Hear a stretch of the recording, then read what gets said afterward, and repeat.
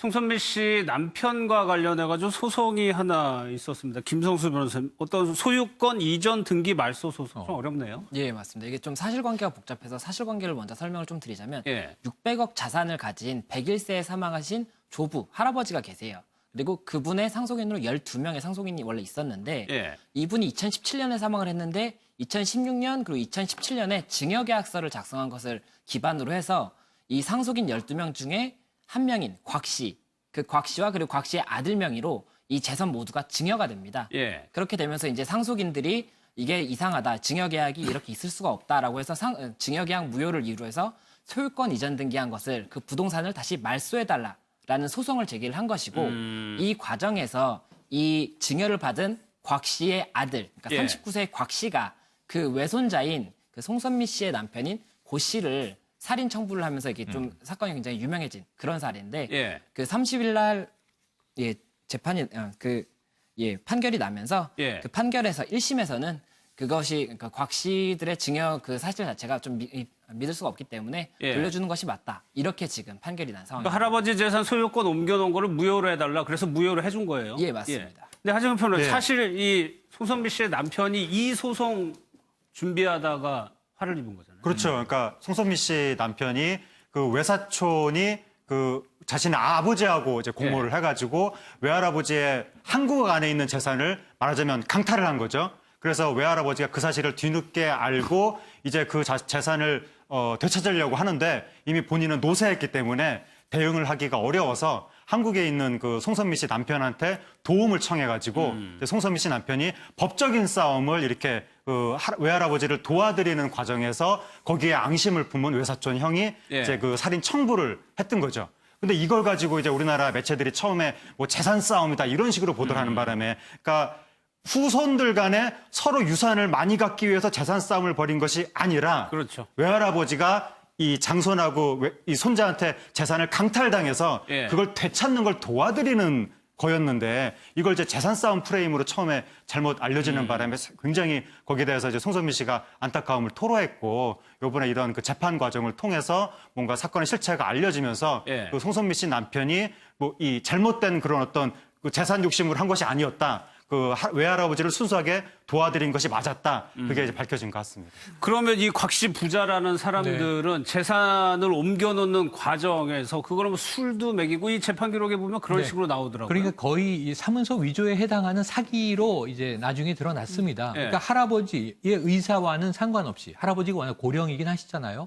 돌아가시기 직전까지는 약간 치매 증상이 있었다는 이야기도 있는데 어쨌든 그 할아버지의 직접적인 의사와 상관없이 그 아들과 장손이 이 12명이 나눠 가져야 할 재산을 한쪽으로 몰아서 빼돌린 거거든요. 그래서 사문서 위조도 입증이 돼서 지금 그것 때문에 형사처벌을 받고 있는 상황이고요.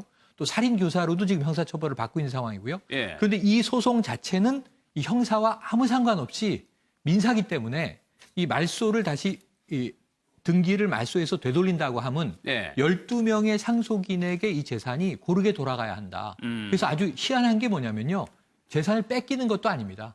12분의 1은 그냥 갖게 돼 있어요. 100% 내 거예요. 이렇게 부자가 가져갔는데 예. 12분의 1은 당신 거지만 12분의 11은 나머지 11명의 상속인의 것이다. 그러니까 이 등기는 말소하고 예. 원복을 시켜야 한다라고 지금 이야기가 되는 거고 저 예. 부자는 그럼에도 불구하고 할아버지의 나중에 이것을 우리에게 주기로 했던 것을 나눠준다고 하는 의사가 할아버지가 이 치매 상황에서 벌어진 것이기 때문에 예. 인정하기 어렵다라는 또 역주장을 강력하게 펴니다. 그야말로 제가 보기에는 이 형사적인 법행이 막 벌어져 있는 상황에서 또 민사적인 재산 다툼에서는 자신의 권리를 지키기 위해서 마지막까지 싸우는 모습을 보면 이 또한 좀 인면수심 아닌가 하는 안타까움이 듭니다. 그럼 임방문 12분의 1만큼은 가져갑니까? 이렇게 사문서 위조하고 이렇게 재산을 억지로 가져갔는데도?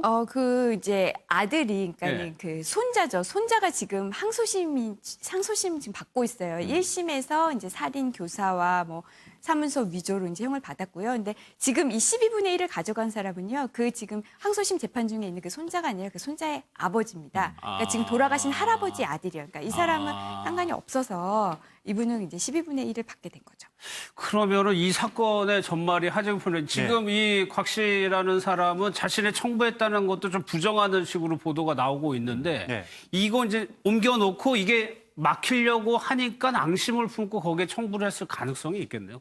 막힌 날이 뭐가 막혔? 재산이 옮겨가는 걸 막히니까 600원을 가져가려고 하다가 그 재산을 지금 한국 안에 있는 재산을 네. 한국 안에 있는 수백억 대의 재산을 자신 쪽으로 이제 가져가려고 했는데 그게 여의치 않게 되니까 아마 상당한 정도의 앙심을 품었던 것 같고 그러니까 이게 돈도 돈인데 그게 여의치 않게 되니까 나중에는 사람에 대한 복수심이 증오심 네. 이런 게 굉장히 커졌던 것 같고 그래서 단순히 상대방의 방해를 물리적으로 없애서 내가 재산을 가져야 되겠다. 이 차원이 아니라 상대방을 완전히 그 어떤 무참하게 보복해야 되겠다. 이런 심리가 강해져가지고 나중에 그 이 청부를 할 때 공개적으로 해를 끼쳐라라고 했다는 거 아니겠습니까? 그것 때문에 경찰이 처음에 헷갈렸잖아요. 그러니까 일반적인 청부 사례 같으면 아무도 모르게 몰래 이렇게 이 살해를 했을 것 같은데 어떻게 이렇게 공공연하게 할 수가 있느냐. 그러니까 이거는 청부가 아닌 것 같다고 경찰이 처음에 판단했었는데 알고 보니까 그렇게 공공연하게 범행을 하도록 복수심에 불타서 이제 그 청부를 했다는 거죠. 그러니까 그럴 정도로 이 외사촌 형이 아니 같은 그래도 피를 나눈 혈육간인데 어떻게 그렇게까지 아버지, 할아버지 재산을 뺏으려고 했던 것까지도 모자라서 외사촌을 정말 그렇게 잔인하게 살해하려고 했는지 이해가 안 가는 사건입니다. 예. 송선미 씨는 좀 빨리 좀 정상의 생활로 돌아오려고 노력을 하고 있는 노력을 거예요. 합니다. 드라마를 찍고 있던 와중에 벌어졌습니다. 여기 변호사가 두 분 계시지만 이 사건이 속보로 전해졌을 때의 그 전율을 생각을 해보면요. 예. 변호사 사무실에서 그랬죠. 대놓고 살인을 했고 사실 그 이 곽 씨는 변호사까지도 살해하라고 교사를 하려고 했는데 이 살해를 청부한 이 사람이 그것까지는 너무 어렵겠다라고 또 반대를 한 정황들도 나중에 나오고 그랬거든요.